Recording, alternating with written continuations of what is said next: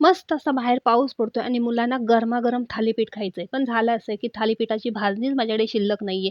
मग म्हटलं चला मिक्स पिठाचे थालीपीठ करूया. तर इथे 1 वाटी ज्वारीचं पीठ घेतलं, 1 वाटी तांदळाचं पीठ घेतलं, अर्धी वाटी गव्हाचं पीठ घेतलं, अर्धी वाटी बेसन पीठ घेतलं.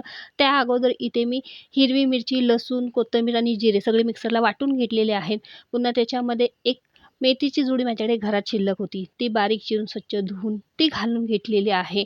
त्याच्यामध्ये मी जगभराचे सगळे मसाले घातले, मीठ घातलं आणि पुन्हा पाणी घालून त्याचं पीठ मळून घेतलेलं आहे. म्हटलं चला कपडा वगैरे खराब करण्यापेक्षा केळीच्या पानावरतीच थालीपीठ थापून घ्यावं म्हणून बाहेर जाऊन केळीची पानं आणली, स्वच्छ धुवून घेतली आणि एक गोळा घेऊन केळीच्या पानावरती ते थापून घेतलेलं आहे.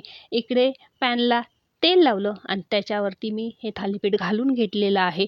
हळूच तर वरचं पान काढून घेतलं. भरपूर असं त्याला बटर लावलं दोन्ही साईडने आणि दोन्ही साईडने खरपूस असं थालीपीठ मी भाजून घेतलेलं आहे.